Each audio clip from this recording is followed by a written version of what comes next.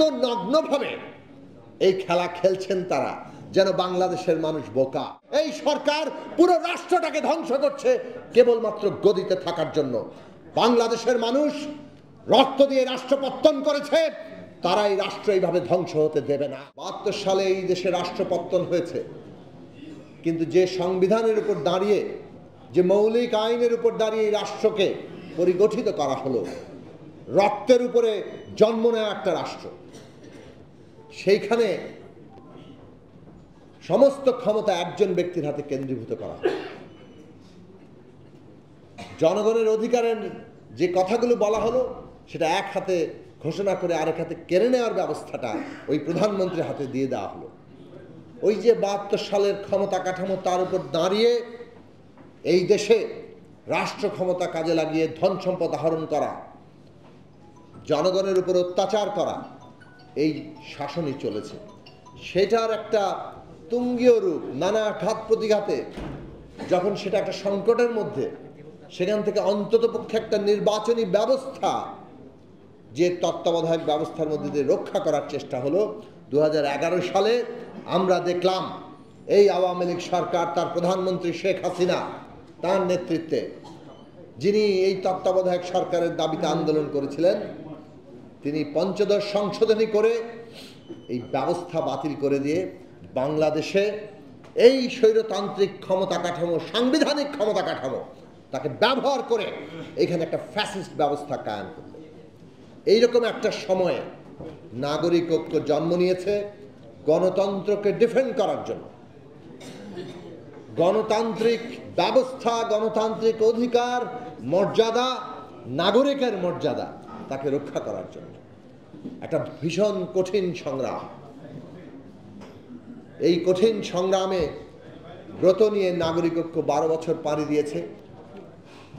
সেই কারণে আমরা তাদের অভিনন্দন জানাই। আমরা এই কারণে অভিনন্দন জানাই যে ১২ বছর পরে নাগরিক ঐক্য এই গণতন্ত্র রক্ষা এবং তাকে বিকশিত করার, তাকে প্রতিষ্ঠিত করার সংগ্রামকেই আরো দৃঢ়ভাবে ব্রত হিসেবে গ্রহণ করছে। এই জায়গাটাতেই গুরুত্ব দেওয়া দরকার। বাংলাদেশের অবস্থা কি আপনারা সবাই দেখেছেন। একটা সরকার তার গদি রক্ষার জন্য দেশ নিয়ে বাজি ধরেছে। এই রাষ্ট্র ব্যবস্থা, তার সবগুলো প্রতিষ্ঠান তারা ধ্বংস করছে। আজিজ বেনজির আনার কিংবা ওই ৪ এমপি যারা এখন মালয়েশিয়ার বাজারটা ধ্বংস করছে, এরা কেউ বিচ্ছিন্ন ব্যাপার নয়। সন্দেহাতীতভাবে আদালতে যেভাবে প্রমাণিত হয়, সেইভাবে প্রমাণিত হয়েছে যে এরা বিনা ভোটে ক্ষমতায় থাকতে গিয়ে রাষ্ট্রের প্রত্যেকটি প্রতিষ্ঠানের কর্তা ব্যক্তিদেরকে অন্যায়ভাবে সুবিধা দিয়ে তারা যাতে তাদের ক্ষমতায় রাখে সেই ব্যবস্থাটা করেছে। ডিলটা এরকম, আমরা বিনা ভোটায় আপনাদেরকে ক্ষমতায় রাখবো, আর তার বিনিময়ে আমরা চুরি, দুর্নীতি, লুটপাট করে ধন সম্পদ আহরণ করব। সেইটা এখন থলের বিড়াল বেরিয়ে গেছে। জেনারেল আজিজের ক্ষেত্রেও বেরিয়ে গেছে, বেনজির সাহেবের ক্ষেত্রেও বেরিয়ে গেছে, কিংবা আনার সাহেবরা যারা এমপি হন, আওয়ামী লীগ যাদের এমপি বানায় বিনা ভোটে, তারা কিভাবে ২১টি মামলা ওই ৯ সাল থেকে ১৪ সালে তারা সবগুলো মামলা খারিজ করিয়ে নিতে পারেন, যখন একই সময়ে দেশের অন্যতম বৃহৎ রাজনৈতিক দল বিএনপি চেয়ারপারসন বেগম খালেদা জিয়াকে জেল দেওয়া হয়, ৫ বছরের সাজা ১০ বছর করা হয়। এই বৈপরীত্যটাও আজকে খুব পরিষ্কার জায়গায়। এই যে একটা বন্দোবস্ত, এই বন্দোবস্ত হচ্ছে ফ্যাসিস্ট বন্দোবস্ত। রাষ্ট্র ক্ষমতা ব্যবহার করে ক্ষমতায় থাকো, ধন সম্পদ আহরণ করো, ভোট বাতিল করে দাও। তার সহযোগী যারা, তারা চুরি করছেন। অনেকেই হয়তো ভাবছেন যে আচ্ছা তাহলে বেনজিরের বিরুদ্ধে এখন এই ক্রোক পরোয়ানা, বেনজিরের বিরুদ্ধে এখন আইনি ব্যবস্থা, কিংবা জেনারেল আজিজের বিরুদ্ধেও আইনি ব্যবস্থায় সরকার সম্মতি দিচ্ছে কেন?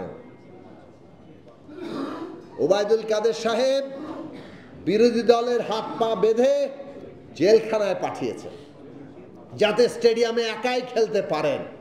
তো এখন ওনারা খেলা দেখানোর জন্য সেজেছেন, দুই দিকেই খেলেন, একবার এদিকে খেলেন, আবার নিজেরাই ওইদিকে খেলেন। আমরা দেখতে পেলাম বেনজির সাহেবের বিরুদ্ধে ক্রোক পরোয়ানা জারি হলো। এখন দেখা যাচ্ছে ক্রোক পরোয়ানা জারির অনেক আগেই ব্যাংক থেকে সমস্ত টাকা তিনি তুলে নিয়ে পাচার করে দিয়েছেন। এখন দেখা গেল ক্রোক পরোয়ানা জারির আগে, আইনি ব্যবস্থা জারির আগে তিনি পরিবার সমেত দেশ ছেড়েও চলে গেছেন। তার মানে হচ্ছে তোমরা যা অবস্থা তৈরি হয়েছে, কিছু ব্যবস্থা আমাদের নিতে হবে। পাবলিককে তো আমার কিছু বুঝ দিতে হবে যে আমরা কিছু একটা করছি। আবার একই সাথে তোমাদের সম্পদ, তোমাদের নিরাপত্তা আমরা দেখব, সেইটাও ব্যবস্থা খুব পরিষ্কার। এত নগ্নভাবে এই খেলা খেলছেন তারা, যেন বাংলাদেশের মানুষ বোকা।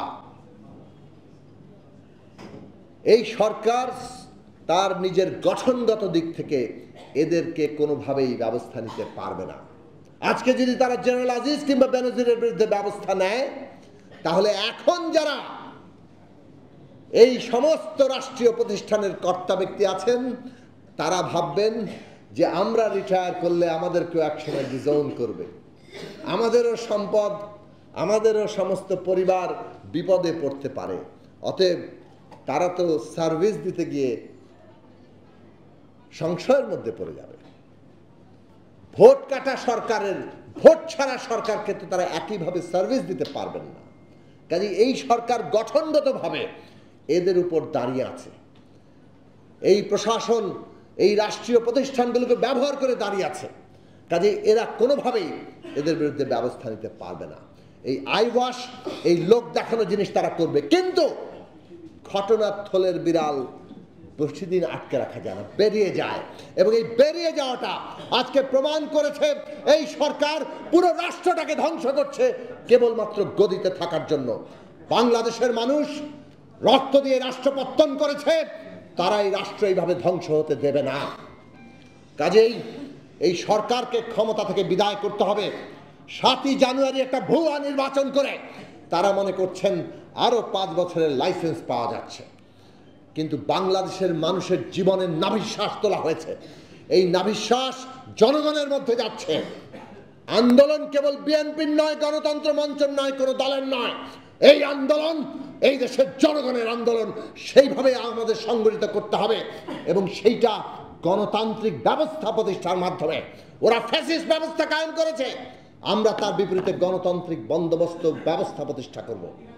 নাগরিক ঐক্য সেই আন্দোলনে, নাগরিক ঐক্যের নেতাকর্মীরা সেই আন্দোলনে অগ্রণী নেতৃত্বের ভূমিকা পালন করবে, সেই আশাবাদ রেখে আপনাদের সবাইকে আবারও সংগ্রামী আরও জোরদারভাবে যোগ দেওয়ার আহ্বান জানিয়ে